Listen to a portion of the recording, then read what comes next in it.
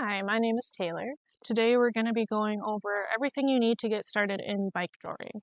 If you've never done bike touring before or haven't heard of it, bike touring is when you have one or two dogs pulling you on a bike, similar to dog sledding, but different in that you don't need snow. So the cool thing about bike touring is that it's really accessible. All you need is a bike and you don't need anything fancy, a dog, and then a few pieces of gear that are required to bike tour safely. So you have to have your bike. You don't need anything super fancy. I recommend starting with either what you have or getting something on the cheaper end if you're not committed to having a bike in general. The biggest thing I would recommend is having disc brakes. That's this disc that you see. The biggest reason is they just have a lot more power than caliper style brakes, and they're pretty standard now for most bikes. So I use an Orbea MX50. This was just kind of the bottom of the line mountain bike, a little fancier than like your box store bike, but it does its job. I've customized a few things to make it a little bit better for bike touring. One thing that I've added on here is this antenna. These are going to be a little expensive. They range from $50 to $100 depending on what you get. Nonstop Dogwear and Kickflix are two brands that I do recommend. The biggest thing with the antenna is it helps keep your gang line above the tire. And I'll show that in a second, but before I do, I want to bring out another bike option that might work for you.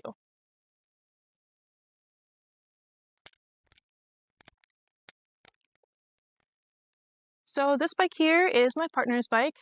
This was from Walmart, surprisingly. It is their Ozark trail bike. This one's their gravel bike. So the tires are a little thinner, and it doesn't have front suspension.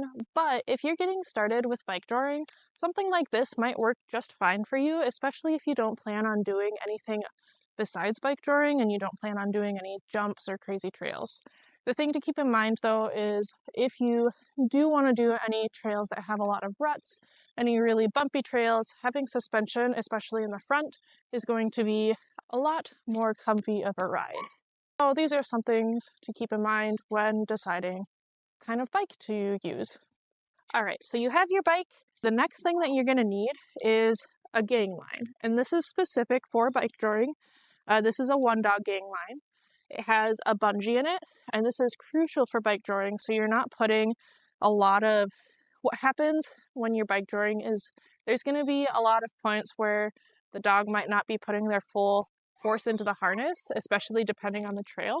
So this helps prevent a lot of like tug on their body. The reason for this antenna is to keep your line from wrapping up in this front tire. Now, if you're experienced or you have really strong dogs who are pulling the entire time, it's not going to be quite as crucial, but I know a lot of races do require them because it is an important piece of safety equipment. I have gotten my line wrapped up in this front tire, not on a bike, but on a scooter, and I have gone over the handlebars, and it's not fun. So, this helps prevent that. After the gang line, the next thing you're going to need is a harness. Now, there's a lot of different kinds of harnesses that you can use for bike touring, but it is crucial that you use a harness that is made for dog-powered sports. The most common harness that you're going to see is called an X-back, or a crossback, and it's called that because on the back force evenly across the dog's body. And they're able to put all of their weight, all of their force into this harness and really pull. If you don't have a harness that's specific for pulling, what can happen is you can put a lot of pressure on their neck, a lot of pressure on their rib cage, areas that are going to be really uncomfortable for them, and they're not going to want to pull or they're going to injure themselves. So having this kind of harness that is made specifically for pulling is really crucial. Another thing you're going to want for bike touring and other dog-powered sports is your safety equipment. So for bike touring, I wear a downhill mountain biking helmet. I like that it has this chin guard because bike touring can get pretty intense depending on the kind of dog that you have. I also prefer a helmet that is MIPS rated. It's just a little bit safer. I've gotten 2 concussions and having a helmet that protects your brain is just so important. You can basically end your career just with one bad fall. So that's why I use this helmet. Just keep in mind that if you do crash, you do need to replace your helmet. Other safety equipment that you might consider wearing is goggles. A lot of people at races are going to be wearing big goggles to prevent any rocks from coming and hitting their eyes.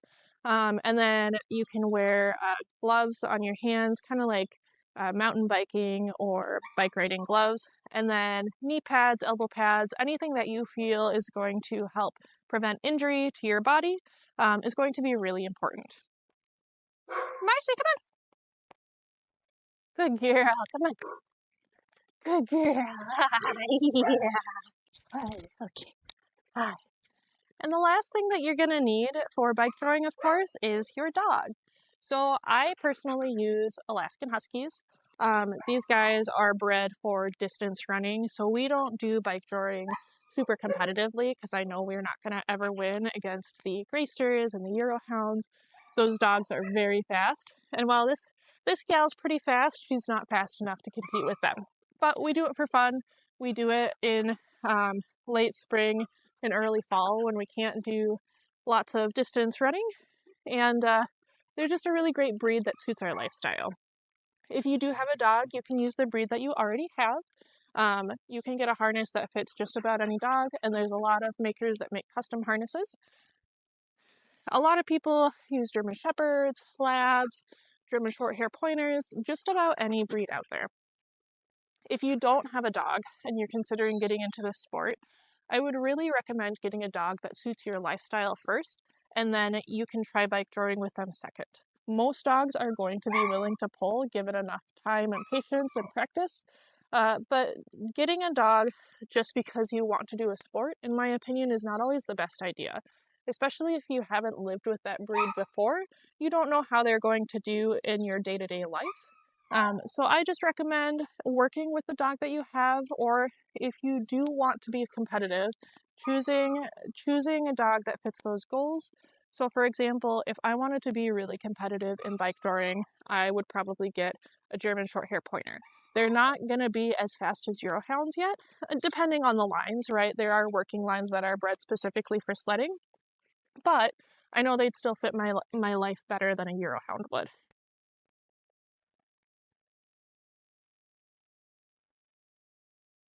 And if you are getting a dog specific for a sport, I highly recommend spending time with other mushers and their dogs so you get to know what they're like before you bring them into your home. We really hate to see dogs bouncing around from home to home because they don't work out, when that could have been avoided with research and spending time with those dogs before they were brought into the house. Come here. You want a hug? That's about all that I have for bike touring today. If you have any questions, let me know and I'd be happy to answer them. But yeah, I thought I'd do this and just share this sport because it's such a fun sport to do with any dog that you have. Thank you, and we'll see you next time.